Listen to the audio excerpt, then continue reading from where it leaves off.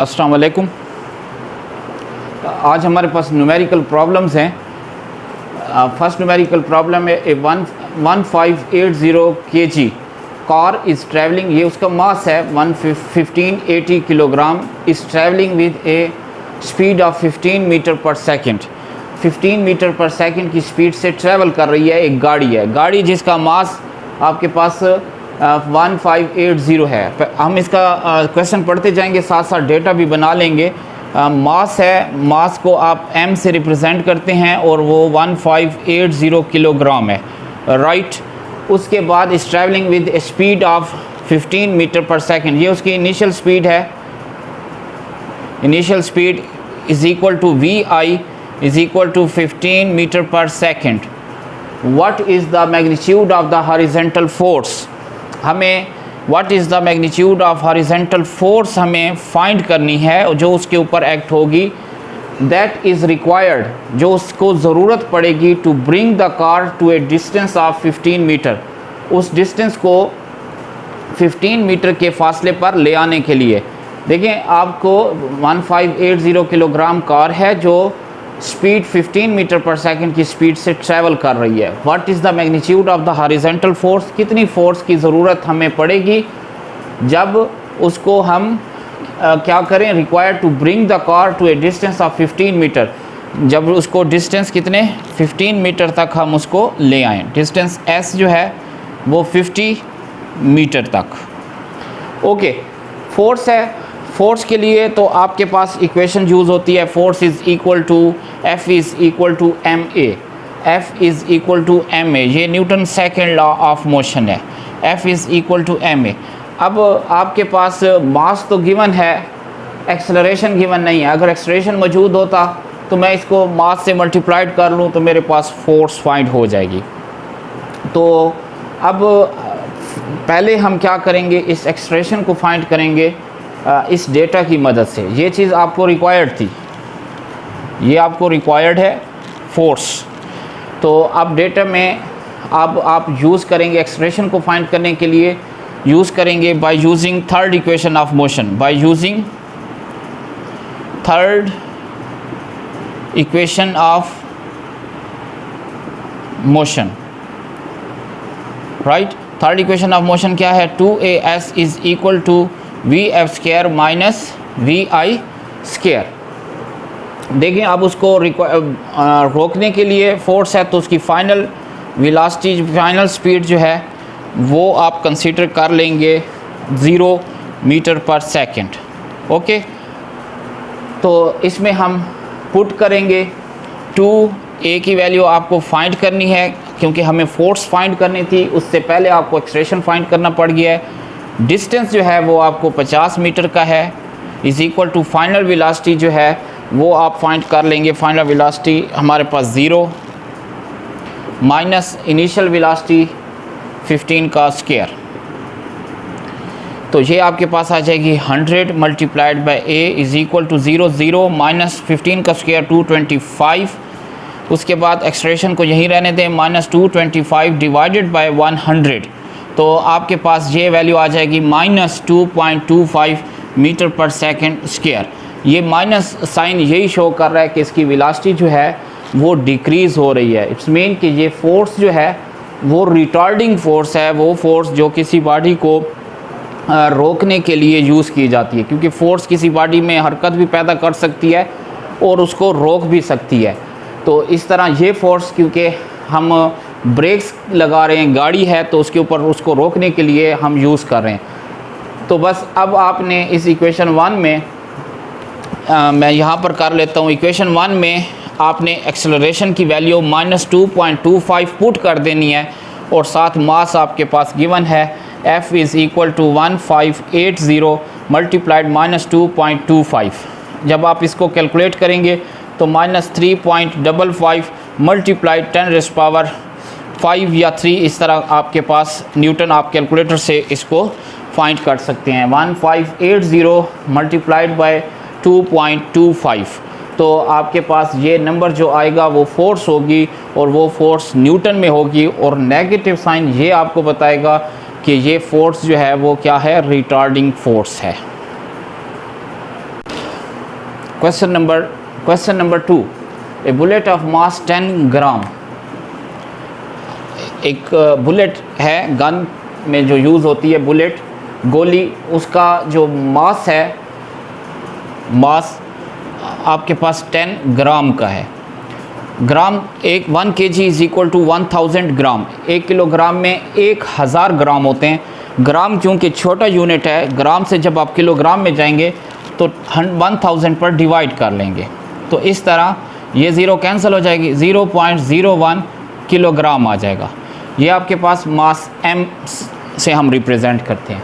Okay, is fired with a rifle, जिसे rifle से fire किया जाता है। The bullet takes 0.03 seconds to move through barrel. Time कितना है आपके पास उस बैरल, उस बंदूक की जो है जहाँ से वो पास होनी है, उसका टाइम है, उसको लगता है 0.003 seconds, right, to move through a barrel and leaves, और उसमें से निकलती है विद ए वेलोसिटी ऑफ, ये उसकी फाइनल वेलोसिटी आ जाएगी, फाइनल वेलोसिटी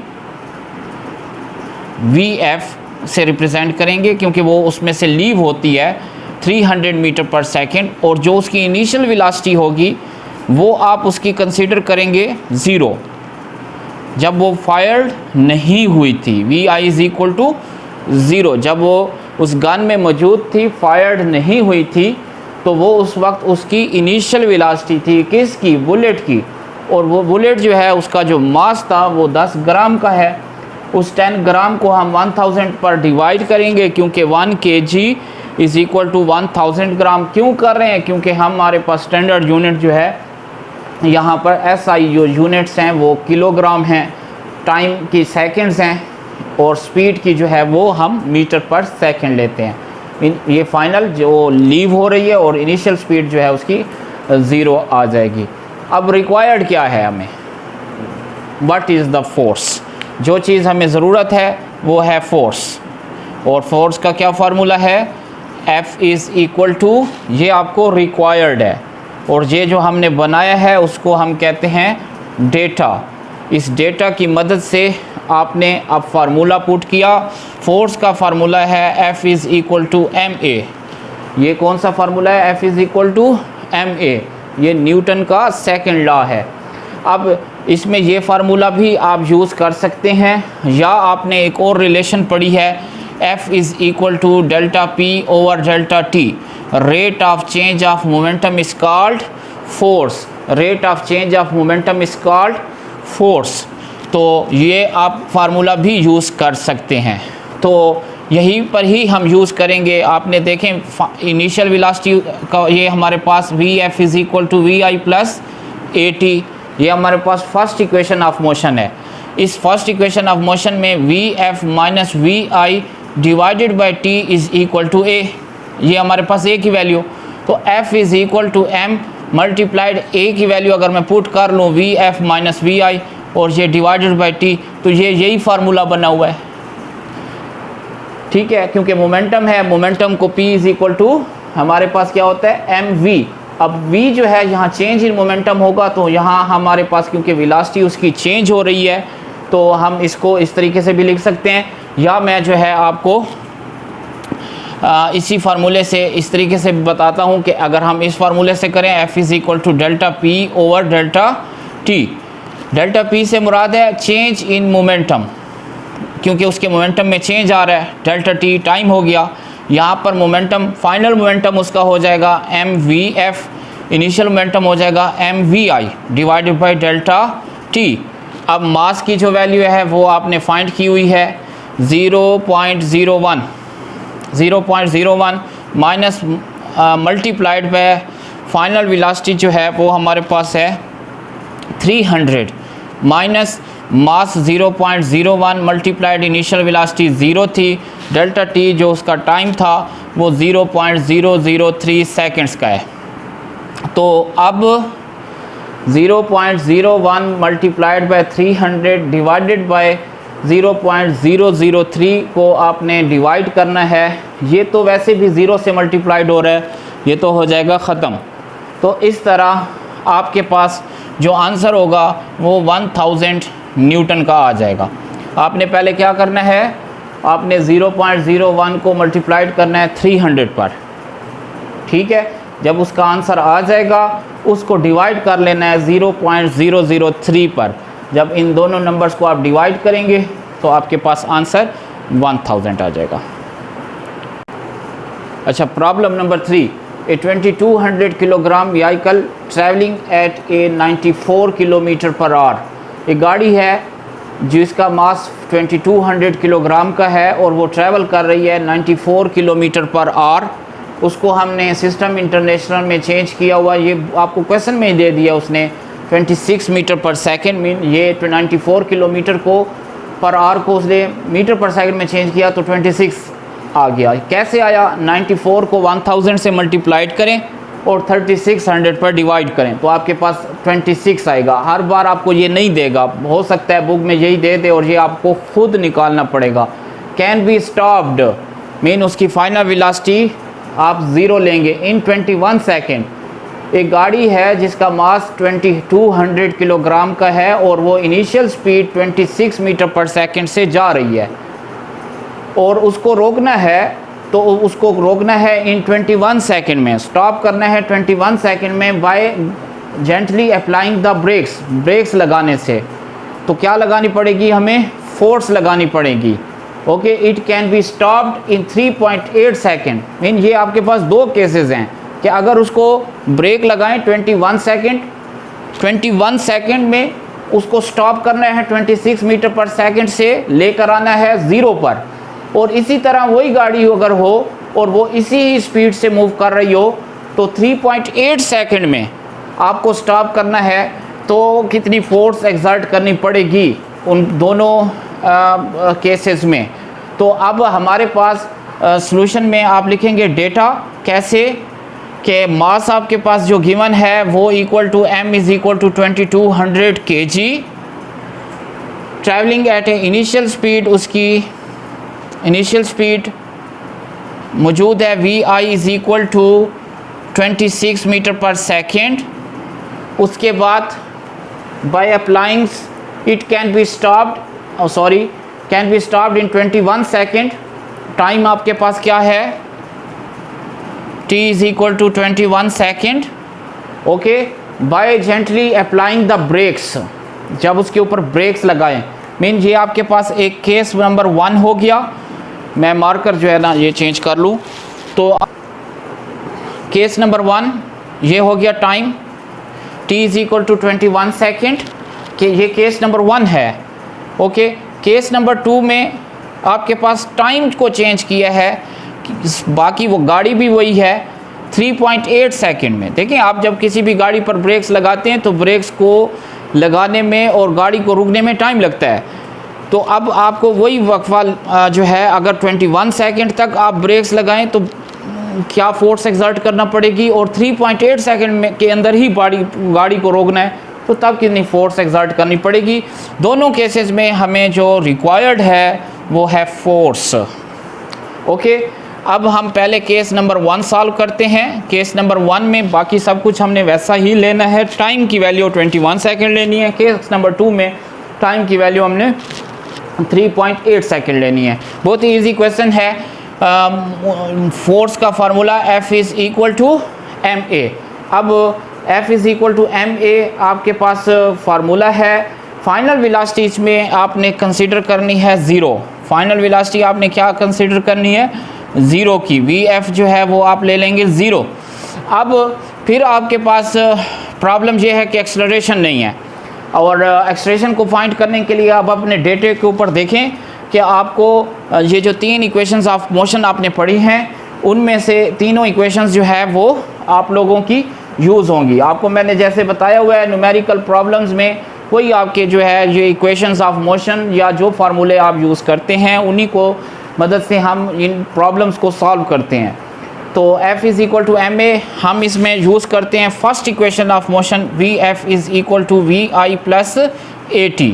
अब फाइनल वेलोसिटी तो है 0, इनिशियल वेलोसिटी थी 26 प्लस एक्सेलरेशन, और टाइम हमारे पास था जो फर्स्ट केस में जो आपने लगाना है वो है 21। तो अब 26 इस साइड पर आएगा, -26 is equal to a multiply 21, -26 divided by 21 is equal to a, then a is equal to -26 को 21 पर डिवाइड करें, आई थिंक ये 1.2 मीटर पर सेकेंड स्क्वायर आ जाता है। ये तो आ गया एक्सेलरेशन। आपको फाइंड क्या करना था? आपको फाइंड करना था फोर्स। अब क्या करेंगे, इसी फोर्स में F is equal to m की क्या वैल्यू है आपके पास? 2200, वो जो गाड़ी जिसको ऊपर आपने फोर्स एक्सर्ट करनी है, मल्टीप्लाइड बाय एक्सेलरेशन -1.2। जब आप इसको कैलकुलेट करेंगे तो आपने इसको मल्टीप्लाइड कर देना है 2200 को 1.2 से, तो आपके पास ये फोर्स नेगेटिव में आएगी। नेगेटिव साइन यही शो करेगा कि ये फोर्स किसी ऑब्जेक्ट को स्टॉप करने के लिए यूज़ की जा रही है।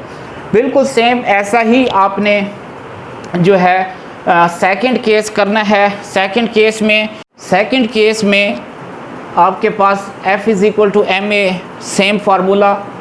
टाइम की वैल्यू जहाँ पर आपने 21 लिखी थी, अब आप वहाँ पर लिखेंगे 3.8, यहाँ पर आ जाएगा 3.8। यहाँ पर भी टाइम की जगह पर आप 3.8 लिखेंगे।